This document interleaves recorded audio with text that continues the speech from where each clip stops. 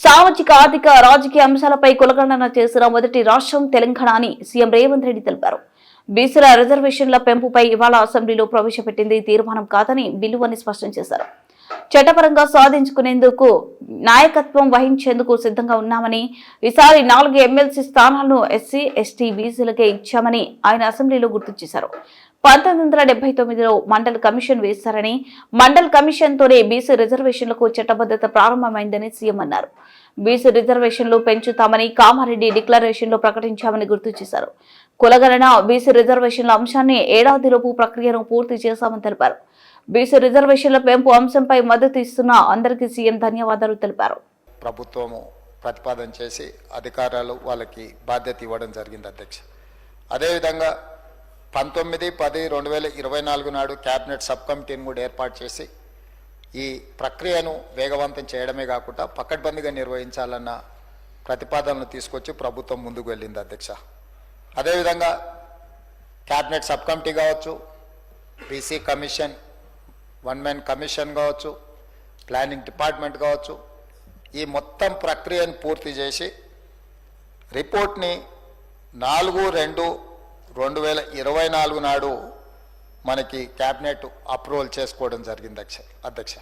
ఫిబ్రవరి 2, 2025 నాడు క్యాబినెట్కి report submit చేస్తే 4/2/2025 నాడు క్యాబినెట్ అప్రూవల్ చేయడమే కాకుండా సేమ్ డే 4/2/2025 నాడు ఇదే సభలో మనం స్టేట్మెంట్ రికార్డ్ చేసి రెజల్యూషన్ పాస్ చేసినాం అధ్యక్ష.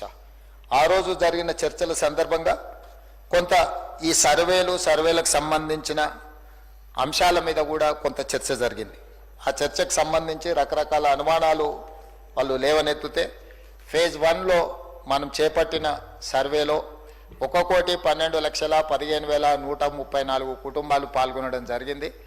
అందులో 3,54,77,552 మంది ఫేజ్ 1లో వాళ్ళ వివరాలను అందించడం జరిగింది అధ్యక్ష.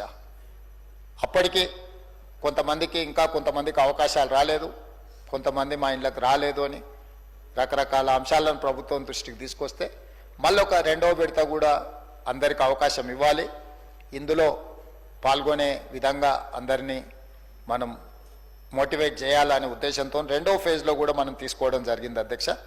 సెకండ్ ఫేజ్లో కూడా మనము ఈ సర్వేలో పాల్గొనడానికి అవకాశం ఇస్తే 21,715 కుటుంబాలు, 73,205 మంది వాళ్ళ వివరాలను అందించారు అధ్యక్ష. మొత్తంగా 3,55,50,759 మంది తమ సంపూర్ణమైన వివరాలను అందించడం ద్వారా ఈ బీసీ కులగణన సర్వేకి సంబంధించి సామాజిక, ఆర్థిక, ఉపాధి, విద్య, రాజకీయ మరియు కుల సర్వేలో పాల్గొని ఈ ప్రభుత్వం చేపట్టిన కార్యక్రమానికి అండగా నిలబడ్డందుకు ఈ సర్వేలో పాల్గొన్న అందరికి కూడా నేను